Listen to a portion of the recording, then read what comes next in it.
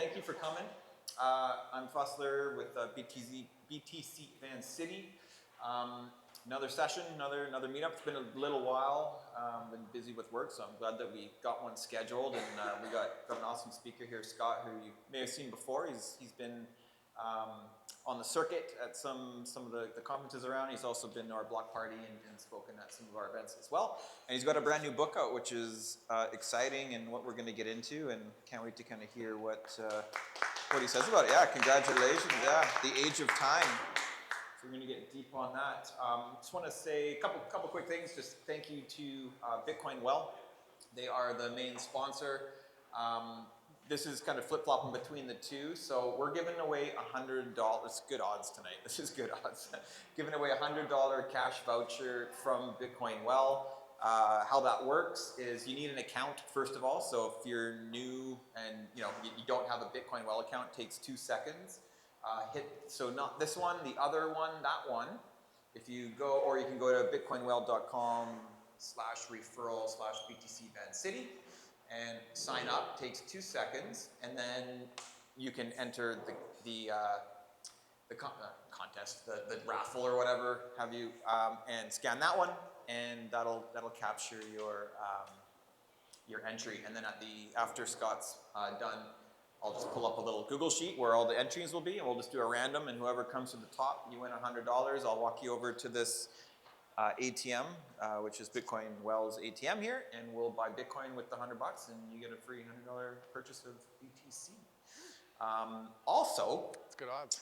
There's a signed, Scott's going to sign one of these books, and Bitcoin Well is giving that away as well, so a little extra bonus there, so you get $100, and then we'll do another raffle for a free book from courtesy of Bitcoin Well, signed by the man himself. And that's kind of all I got. Just, I actually think, Curtis, you wanted to come up and say a quick thing. Scott's also the founder of a company called Block Rewards, and I think they have that here, so you're going to say something on that. Thanks, Fussler. This isn't Scott, this is Curtis. Both bald and bearded. Scott is here graciously tonight, all the way from Kelowna, to talk about his new book, The Age of Time, which I am personally very excited to read. But I just wanted to make sure that we pump where the pump is due. We are a customer of Scott's company, Block Rewards, and what it allows us to... Yeah, thank you. What it allows us to do is it allows us to be able to offer, for our full-timers at the cafe, Bitcoin savings plan, kind of like an RRSP, like you would find at normal business. And I'm obviously like a big Bitcoin believer, and I think that it's the best way to be able to store the time and the energy that you bring into the world and save that for the future. It's really allowed me to be able to accomplish my own personal dreams and become an entrepreneur, start this business. I wouldn't have been able to do it without saving my money in hard money. And Scott has created this wonderful product which allows us to be able to offer it to our full-timers at the cafe. We do a little bit of matching, that if folks are putting in $30 a month, that we're going to match that with $30 from the cafe. And my goal is really to empower the team so that they are also able to follow their dreams and achieve those in the same way that Bitcoin has empowered me to be able to do mine. So, check out Block Rewards. It's an absolute gem of a product. So good to use. It's just an absolute pleasure. And Scott's been telling me that they're launching some educational products because a lot of the people on your team might not necessarily be familiar with what Bitcoin is and what it is, how it works, how can it help them. So super excited for that. And without much further ado, Scott Dedels.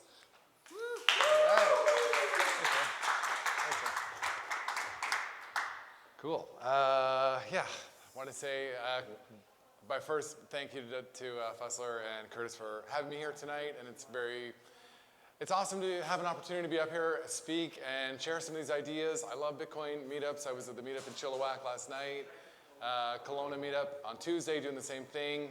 And Curtis had kind of mentioned, I travel around conferences, different parts of the world, getting together with Bitcoiners is kind of my favorite thing to do. So, and thanks for the shout out about the company, Block Rewards. Yes, if you work somewhere or you want to be paid in Bitcoin at your work, we're looking to meet as many employers as possible, and I'd love to chat with you afterwards. If you're interested, we'd love to talk to your employer or your company if you own one. So yeah, I'll transition now and talk a little bit about the new book, Age of Time. Where do I start? So Age of Time is a book that I started thinking about 6 years ago. A famous Bitcoin thinker named Dedels wrote an article called Bitcoin is Time. And that was very early in my sort of like looking at Bitcoin and studying it. And it was the first sort of piece of intellectual content, Bitcoin content that I came across that really captured my imagination. Because, you know, I think you get exposed to different parts of the Bitcoin conversation as you proceed down the rabbit hole. And Bitcoin sort of has different things for everybody. Up until that point, most of what I had read was stuff about money. And obviously, Bitcoin is a monetary technology, and where most of the dialogue happens and where most of the interest happens is in its different uses as money. And so that was where Gigi's article just kind of blew my mind, because it was so cool and so different from everything else that I'd seen so far. And I have since then, you know, had a side interest in kind of like the non-monetary thinking around Bitcoin, because yeah, I feel like for me at least, you get to a certain point where you kind of understand hard money, and you know, there's lots of information about price. So generally, I'm interested in kind of the thinking around what else Bitcoin might mean, and what we might learn about civilization and reality. You know, like what else does thinking about Bitcoin produce? And some of these ideas about time kind of started there. So then I've written other Bitcoin books, and I wrote a book a couple of years ago about Bitcoin and Taoism, and that was when I started to like really start to ramp up my thoughts around this concept of time. And I was like maybe a third done writing this book by the time I finished the last one. And so I just kind of like needed to take a breather. I love reading Bitcoin books. I love the podcasts. Part of what I was feeling over the last couple years from finishing that book was that it seems like there's, in the Bitcoin book space, we've got to a place where a lot of the books are really similar. Bitcoin's 21 million, Bitcoin's changed my life. You know, it's like there's a lot of enthusiasm about writing Bitcoin books, and I think there's been enough of them written now that it's difficult to write something original, because there's kind of only so much you can say about, you know, Bitcoin is hard money. And so I really also wanted to take a stab at writing a book that stood on its own as something different in the space. And that's kind of like what I'm most excited about with Age of Time, is that I do feel like, at least, and I've read 80% of the Bitcoin books as far as I know of. I think if you decide to read it, there's not really anything quite like it. So Bitcoin books, I think, commonly try to take the reader on a journey of how we got here with money. You know, and usually the Bitcoin authors will try to frame the problem by explaining to the reader, you know, kind of the devolution of, you know, we started with gold 5,000 years ago, and then we started using paper in 1971, and all of a sudden now we're here. And for a lot of people, understanding Bitcoin becomes this like point of reference to then think about the absurd nature of how government money works. And that's a massive like orange pill on its own. The more I started thinking about this idea of time, the more I started thinking about kind of a parallel story. And it's true, it's just the money, so the money problem is really obvious. Once you understand Bitcoin, I think the problem with our money is super obvious, and this is why so many people who really start to understand Bitcoin like go off the wall. And like, you know, for me, I sold my house. I don't own anything. I don't own any other investments anymore. Yeah, because the money problem it really stares you right in the face. And the more I started thinking about the time problem, I think it's actually just as big and probably even more absurd than the money problem. It's just not quite as obvious. And I think that part of the reason for that is that people aren't generally upset about the time problem in the same way that they are upset about the money problem, because we associate the money problem with the things that make our life hard. But the problem of time is actually a lot more significant, because you can always make more money, but none of us actually know how much time we have. So time is kind of the one thing that is actually quite a bit more valuable than anything you can accomplish with money, other than having autonomy over your time. So I started reading a bunch of books about time, trying to prepare to write this book, and wondering, you know, how did we arrive today at the modern civilization's like conception of time, and what is time? What is the time version of what Bitcoin does to somebody, how they think about money? How does Bitcoin time change how you might think about time? And so,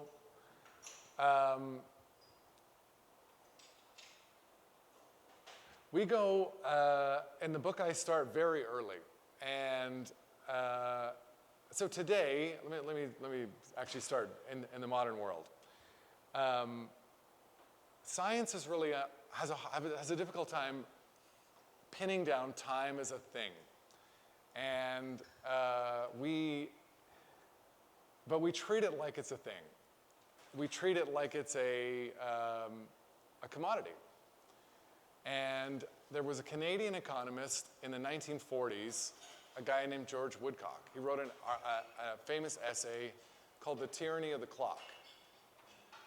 And Woodcock's assertion in this essay is the idea that mechanical timekeeping became a psychological phenomenon in culture that transformed time into like the most important ingredient in industrial society. And so how that was made possible was the invention of the pendulum. Because prior to the existence of the pendulum, clocks existed, but they were really inaccurate. So that happened about 400 years ago. And so up until 400 years ago, human beings had a certain way of thinking about time, and then 1657 happened, and that created a machine that made it possible for us to think about time differently. So what the pendulum enabled was measuring minutes. So now all of a sudden we had something that we could carve into identical units, and then we were able to think about selling those units, trading them, storing them. You know, time became a thing. And before that, that didn't exist. And it's a really interesting thing to think about what has happened since then. And I sort of think about 1657 as the time version of Richard Nixon's 1971. So the money problem really went off the rails about 50 years ago when the United States permanently ended the redemption of gold from US dollars from the federal treasury. And that's the short version of how we got here. The time thing is like we went thousands of years paying attention to the sun and the moon and observationally having a relational understanding of what time was.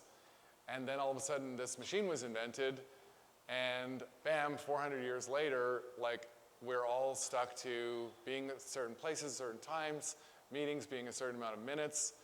We actually, our entire world is run by a clock.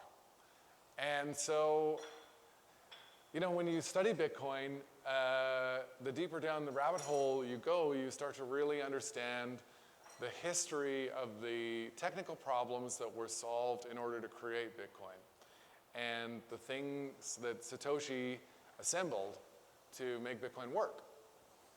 And Bitcoin was solving a number of different really important sort of civilization problems. But what it really did was create for the first time a form of money that is decentralized, that we can use without there needing to be a central issuer. Nobody is in charge of it. And so if you think about the origin and the evolution of money, civilization to turn into a worldwide economy, there's a scaling problem of countries needing to be able to move money around the world. And that problem was solved with the invention of paper money like 100 years ago, and then central banks, and issuing that money to guarantee that that money had value, and that was how human beings figured out how to solve this problem. And then 100 years later, Satoshi solved this problem. We can do it on the internet now using code. Early human beings, like 1,000 years ago, we were organizing ourselves and doing really cool things, building pyramids, you know, building great like wonders, the Great Wall of China. And that thing, those things were done based around our ability to organize ourselves, and the limitation of how we could organize ourselves a long time ago was geographic distance. So pyramids, you know, the civilization organized itself well enough to build something like that, but it was really like confined to a locality. And so this is a problem of scaling how big we can organize civilization. And timekeeping, the mechanical clock was an invention that really changed humanity's ability to organize itself across distances, because the standardization of time then created things like time zones. And time zones were an essential part of railroads and global travel. So it's a coordination tool. It's something that enabled us to agree upon when things were going to happen and the order that they happened in. And this is kind of, we're getting to Bitcoin, because the first problem that Satoshi identifies as solving in the white paper is something called the double spend problem, which is how do you prevent counterfeiting in a digital money? How do you prevent somebody from spending the same money twice? So Bitcoin is really, among other things, an ordering system where transactions come in and a block is assembled, and then once that block is final, those transactions are permanently ordered and they're stuck in line with all the other transactions that have happened ever. Clocks, if you really think about it, that's kind of what they do too. So like a clock face that has 12 hours on it, it's a technology that we invented so that we can agree on when things happen. And it's a really simple reduction of reality so that we can stare at something and we can all have the same understanding that if something's happening at 2:15, everybody knows exactly what that means. And it creates an unambiguous way to understand the order that things happen in. If something happened at 1:30, we all understand that happened before 2:30. So clocks were a scaling solution to the problem of agreeing on when things happen. And solving that problem really enabled a rapid complication of all things that we could do in civilization. We started doing like, you know, industrial revolution, shift work, assembly line manufacturing, like all of these things are time-based technologies. And today, we've got to this place where the time thing has gotten really insane, and this is kind of where I say, the weird part about time is that nobody's offended about it, even though we've never actually had less time than we do right now. Because the modern world is built on notifications.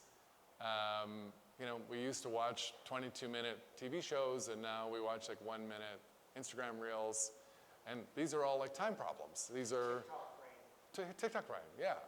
I think it's related to the problem of melting money, because the faster your money disintegrates, the less time you have. So these problems are like really intimately connected.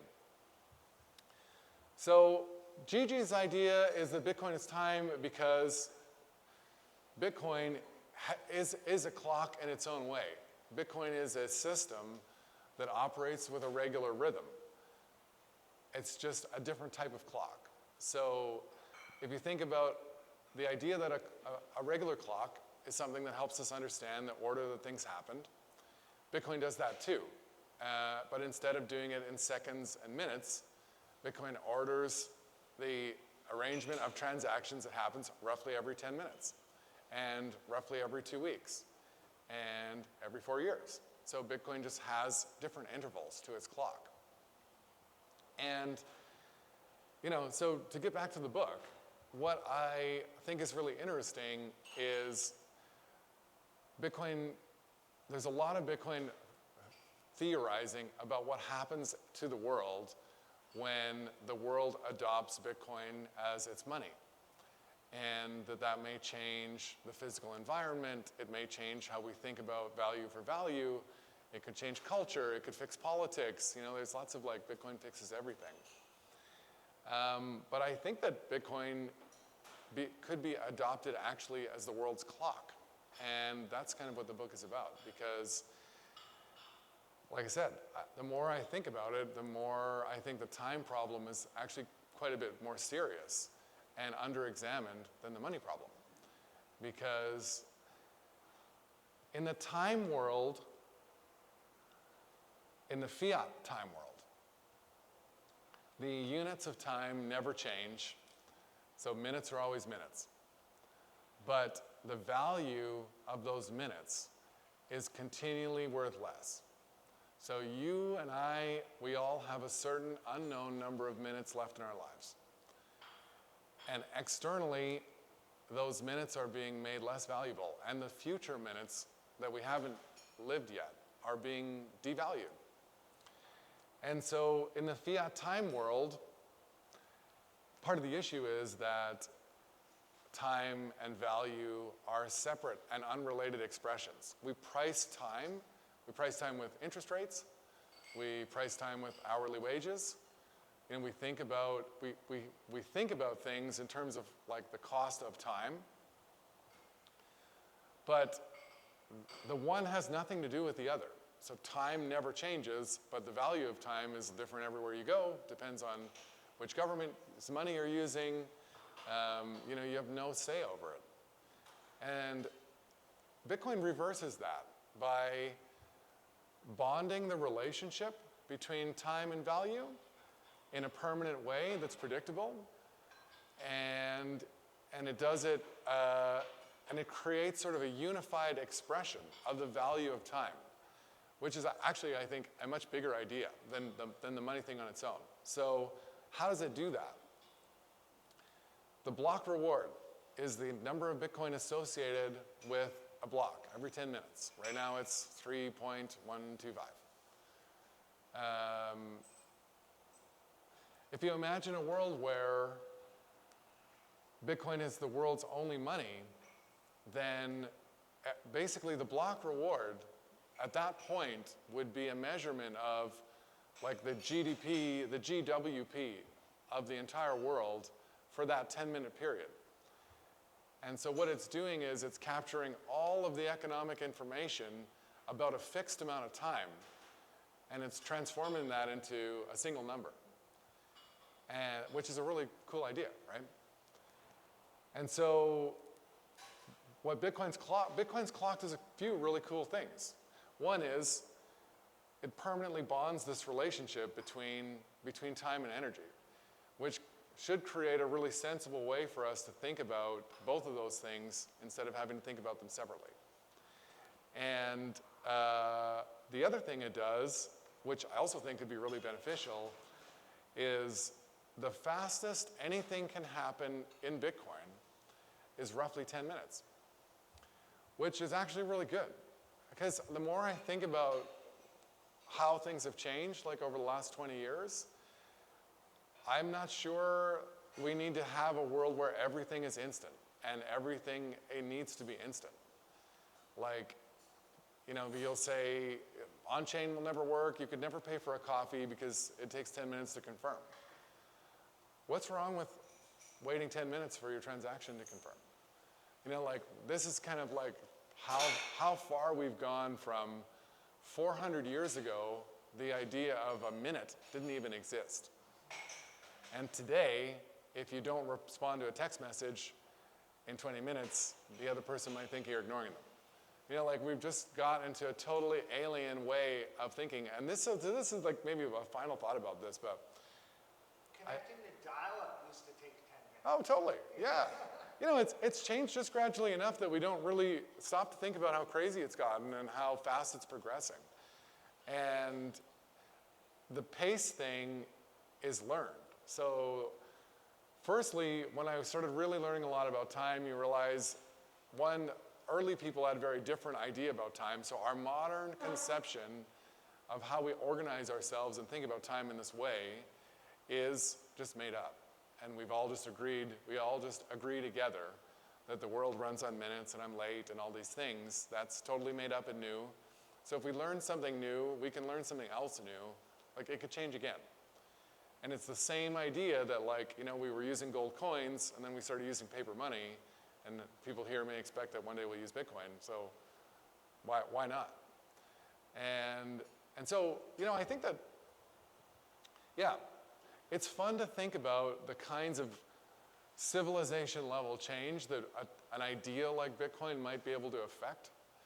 And that's really what my book is about. It's a combination of sort of history and architecture and philosophy, and those are sort of like my background and things I'm interested in, and really trying to imagine, really paint the picture of, like, you know, the roots of this modern Western conception of time and how we live this way and why we live this way, and why the idea of Bitcoin as a clock may be a more profound and transformative idea than the idea of Bitcoin as money.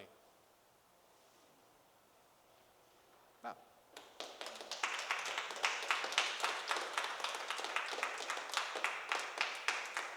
I'd love some questions if anybody wants to. Yeah. Is this? Hello, hello. So the problem would be that right now it seems like everything is speeding up, right? You know, people are watching, like you said, like TikTok, or Yeah. these videos are shortening. How would Bitcoin, in that sense, expand your time?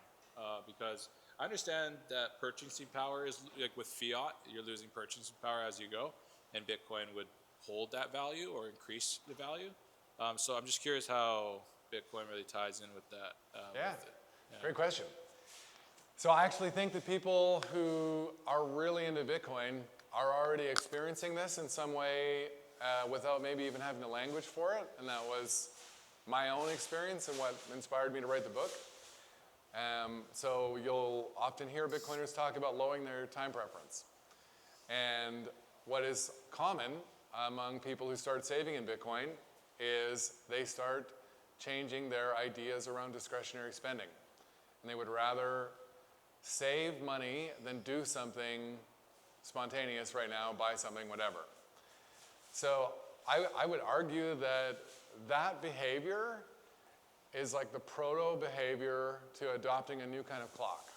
Because that happened to me, and once I started doing that, flash forward 2 years later, and my consumption habits are way different, and I actually inhabit the present moment differently now. Because I don't need the same kinds of like stimulation and kind of dopamine style entertainment anymore. Like, so it's gradual. But yeah, that's sort of what I think happens. I think that people start, Bitcoin is really, it's a negotiation with your future self. So when you really understand the idea that you are stealing something from a later version of yourself to have something now, or you're trading, bartering with yourself, then that's a really powerful behavior changer. And that's just something that is happening to individuals all over. So I think that change first happens at individuals, and then it happens among many people, and that's when you start to see patterns. Yeah, Brittany. You talked about time speeding up.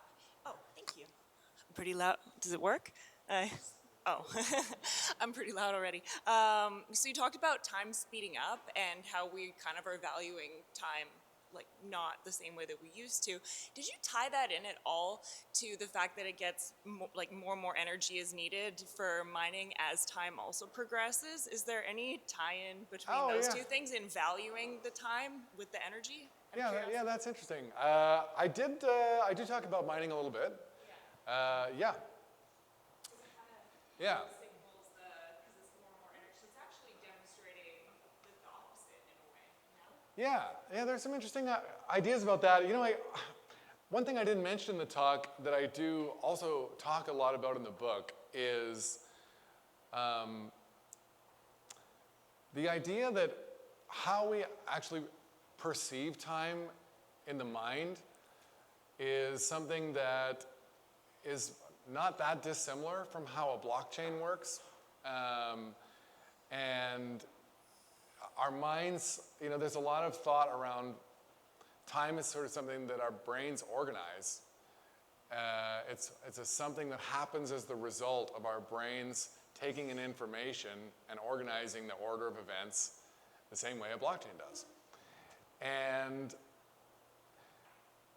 part of what I think is going on with the acceleration, this is a little bit of off topic, but the acceleration thing I think is a problem in the modern world because things have gotten so fast now that information, content, whatever, is being produced faster than the human mind can create meaning. So meaning is created the same way like a block is minted on the blockchain. People need time to think. You need time to process information, to form an opinion about it, to understand it. And when the speed of society is moving faster than that's possible, this is what creates that feeling, I think, of almost meaninglessness. Like I think we're entering into sort of a crisis of meaning. And what happens privately in the human mind, the more minds you try to scale it to, the more time it takes. So for 1,000 people to come to a consensus about an idea requires a lot more energy, and it's going to take longer than one person to read an article and understand it. And so I think this acceleration problem is really significant and underexamined in terms of, like, we're really, like, we're 20 years into this insane social media experiment without really understanding, like, what it does to people. And Fucks them up. totally. We know it. Yeah, I mean, it has really changed things in a lot of like undescribable ways. So yeah. Sorry, I think you had your, I'm Justin. I'm Justin. Hi, people on the interwebs. I'm Justin. Shame on you guys for not showing up in person. So I want to just ask about, because you mentioned you're a Taoist, or you touched on Taoism. I'm a bit of a Taoist myself.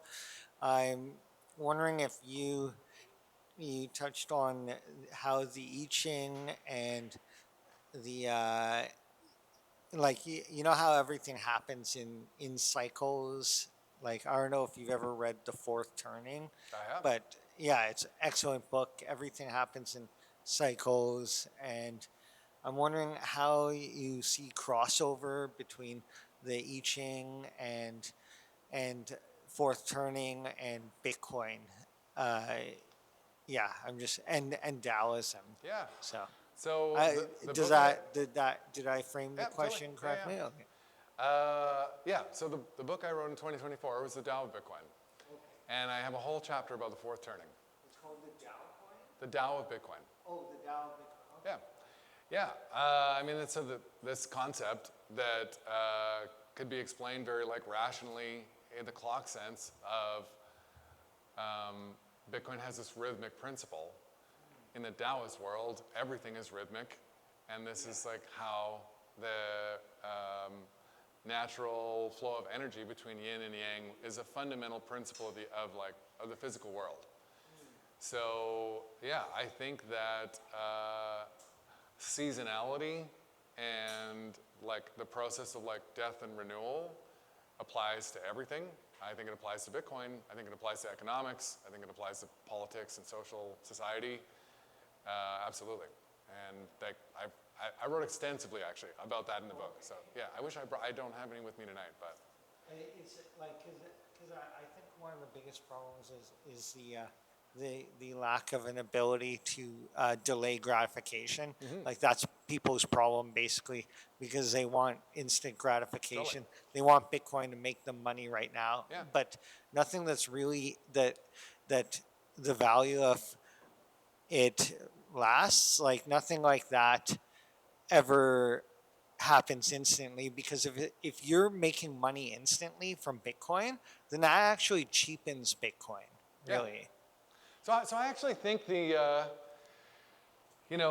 instant gratification society problem is actually a time problem.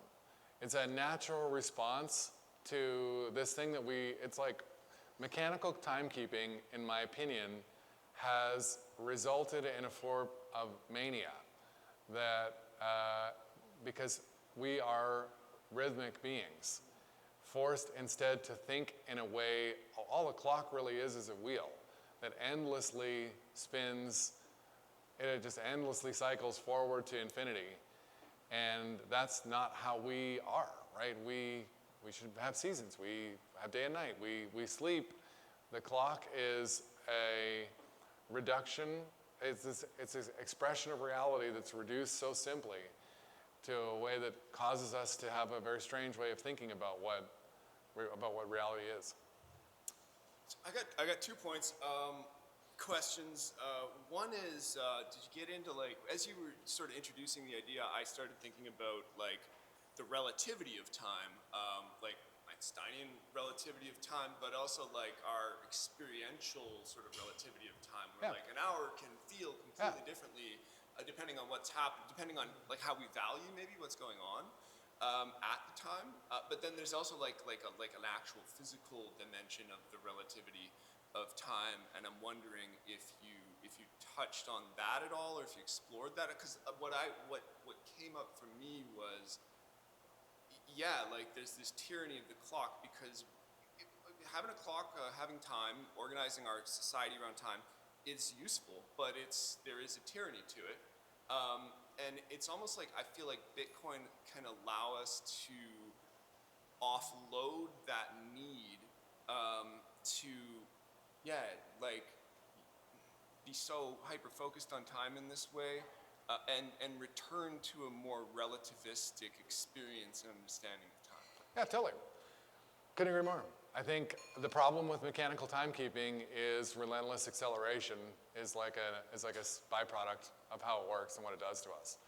And this is what's cool about Bitcoin's clock, in that it combines this idea of time and value, because Bitcoin cannot be accelerated.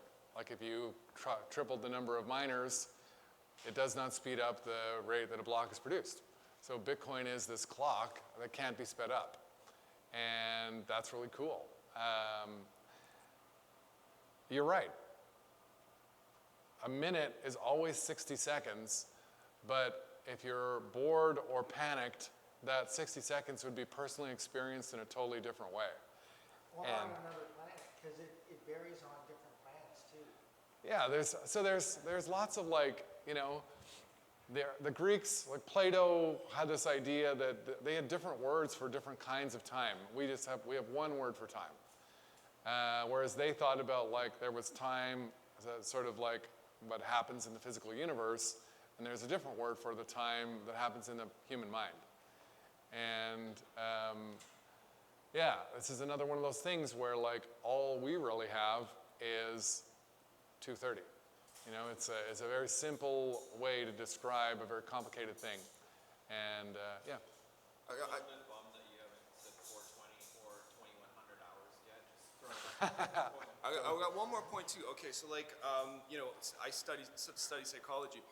There's studies where if they starve rats or something like that, if they train them to basically expect being hungry if they're traumatized by like not getting food, then when they give them food, they're gonna like eat as fast as possible, and they'll overeat, and they kind of glut themselves, and like maybe they choke or something because they're eating too fast. And I feel like there's something to be said about like, yeah, the way that like we are being slowly starved, and so we learn a trauma response, and that's why we have this sort of like frantic hamster wheel, like scarcity mindset, like needing to, oh, I've got a meal, or I need to get food, I need to eat now, and I'm going to eat as much as possible because like in the future I might not have any food, you know. Yeah. I mean, the conditioning is crazy deep and super like, you know. So the idea of the week is 2,000 years old. There's nothing in nature that distinguishes Monday from Saturday. It's totally made up. And we made it up, and the end result is we work for 5 days, and everybody looks forward to Saturday, right? Like, that's just a totally artificial concept that we all agree to. And nobody's debating whether or not the 7-day week makes any sense. It's based on Norse mythology, which Yeah. hasn't been verified either. Yeah, and so it's just an example of one of these things that became, I think like civilization, the Matrix, whatever, is sort of a lattice of different things that we stop questioning. Money is one of them, and time is another one of them, and there are more. And so it's just it's like one of these things, right, where Bitcoin is a great foil for fiat money. It's a cool way to start thinking about how things can be different. Same thing with clocks. Thanks, Scott. I'm curious about, how you kind of foresee playing this out in the future. If we're to start measuring our time in Bitcoin, obviously there's some like short-term volatility of blocks, but it roughly lands every 10 minutes over the space of time. Do you kind of see us saying, hey, I'm going to be contracting with you for 1,000 blocks here, or something along those lines? And what kind of implications do you think that has on how we organize civilization by using Bitcoin as a clock as opposed to the ones that we have in place currently? Yeah, I totally do. And some of these things could take like longer maybe than any of us will even be alive. And I really believe that Bitcoin is like money for 1,000 years. And in the near term, for sure, but like logistically, we need minutes and seconds. Like, I'm not suggesting at all that we're going to stop using clocks. But if you imagine a world further out where there's been more assimilation of the idea, I do think that when we're thinking about time and value as one number, it would make way more sense to think about something as taking 3 blocks. And then in that world, it doesn't necessarily matter if it's 30 minutes or 33 minutes. There's an exact amount of value associated with that period that is around a certain amount of minutes. And I think that, if you think about the value of the amount of information that a system can describe, the block reward conveys more information to the user than time or cost on its own. And so to me, it's kind of like you could imagine a world where civilization would think it was silly to say like that is going to be $16 for the hour, like because this is a more comprehensive way to describe the agreement. It's an agreement, right? And these are tools that we use to solve coordination problems at scale. Like this is what Bitcoin is to me. This is a civilizational level tool for coordination. Do you think? Do you think? Do you think that perhaps people would question money more if they saw time differently? Because I think we've like the social engineers have done a very good job making it so that we treat time as a scarce asset, and because we treat it as scarce, we see questioning money as time consuming. Yeah. And then we don't want to question money because it takes time and thinking, and we also don't want to bite the hand that feeds, because if we question money, we're questioning the banks, right? So do you think there's like a correlation between people feeling they have less and less time to and people questioning money? Yeah, I hope so. That's why I wrote the book.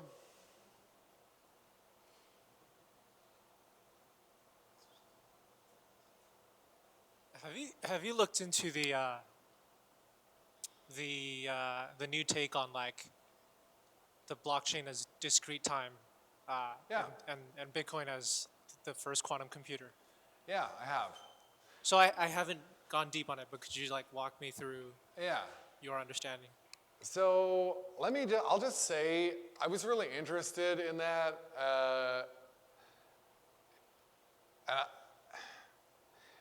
Personally, I'm open to the idea that Bitcoin may reveal things about like the universe that we don't really understand right now. But personally, I try to really avoid those like pronouncements that Bitcoin is going to like change physics, which is kind of one of the suggestions that they're making. It might, but I don't talk about anything like that in the book. You know, I think that I'll come back to this, but it's like it's not at all a stretch that Bitcoin is a clock. Bitcoin is a clock, and the comparison is very direct, and it just works slightly differently than the kinds of clocks we're used to.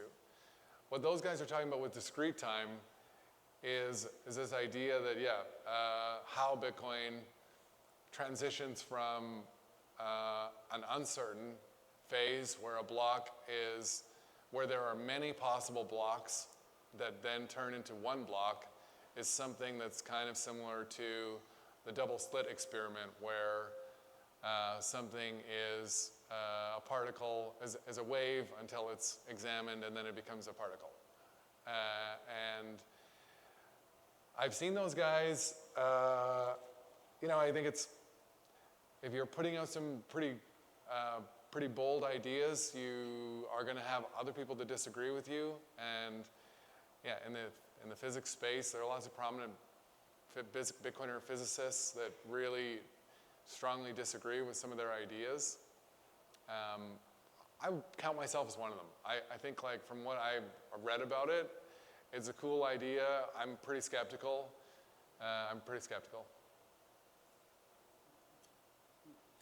So my question is more related to AI, right? Like how you see AI added to this equation, Bitcoin, time and AI together. Okay, yeah. I talk about AI a lot in the book because I sort of think that AI is the end state of acceleration. So the mechanical clocks improved over the last 400 years, and like the experience of time has sped up, and in our own lives, right? Like, from the 80s, 90s, 2000s, observably, the experience of life is speeding up. And I would say over the last 3 years, it's really starting to ratchet up, right? And we think of these things as time savers, which is funny. None of us have extra time, even though we have all this new ability to write a book in 10 minutes.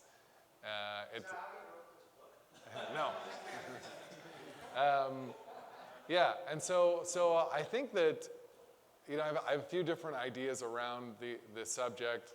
One of them is this idea that Bitcoin cannot be sped up beyond things that are meant to be certain every 10 minutes. And I think that's really important because AI can already produce things faster than we can understand them, and that's only going to become faster and faster. And so I view Bitcoin as some kind of like a safety rail for human consciousness, hopefully providing us some kind of artificial floor on how fast things can happen. And because I do think, kind of back to Ricky's question, I do think we will come to view Bitcoin as like having more than just information about money.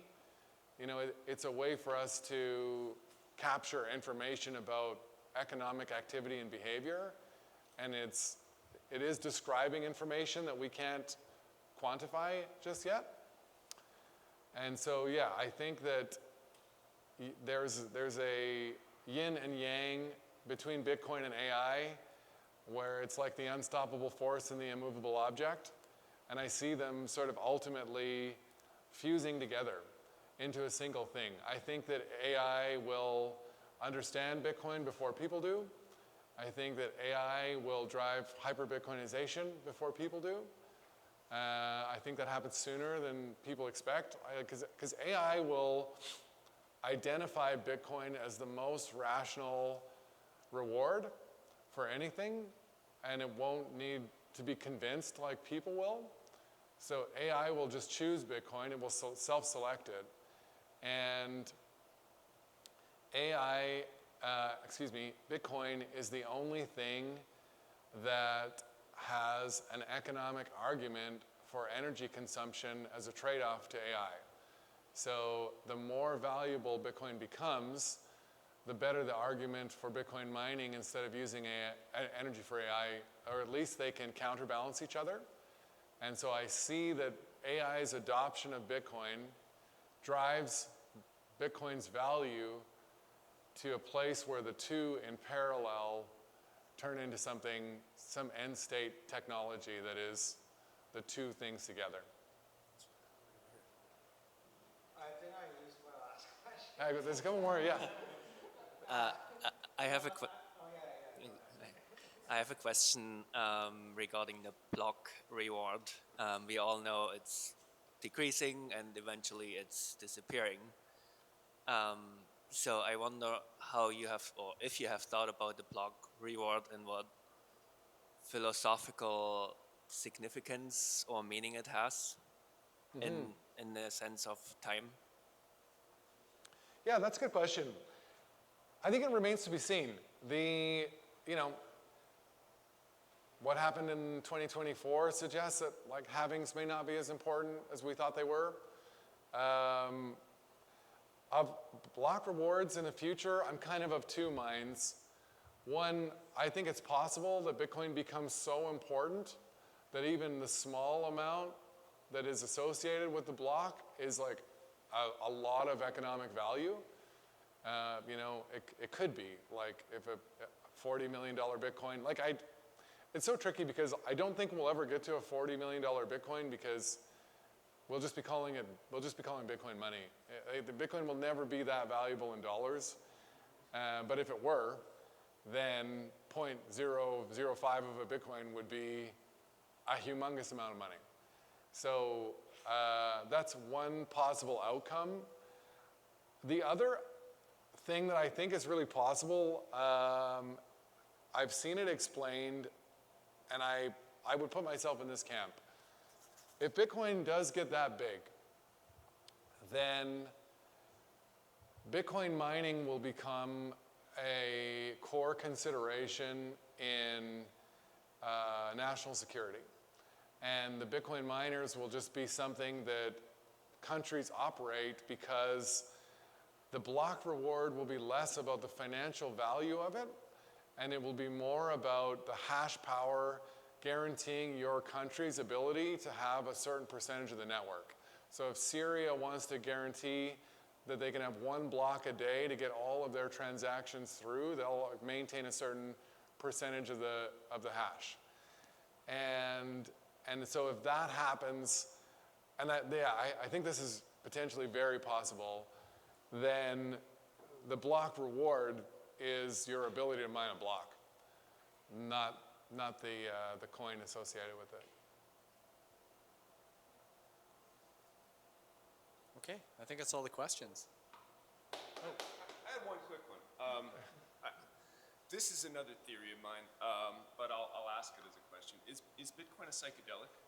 Totally. Yeah. Is Bitcoin a psychedelic? Yeah, I think, and this is also kind of why I like the discussion of non-monetary topics for Bitcoin, because I think, in my mind, the Bitcoin money conversation is the start of the rabbit hole, not the bottom of the rabbit hole. Yeah, it's a microdose. Yeah, and so, yeah, it's a way to change how you think about a lot of things. So, totally. That was like really fun discussion. Thanks everybody for the questions. Thank you, Scott.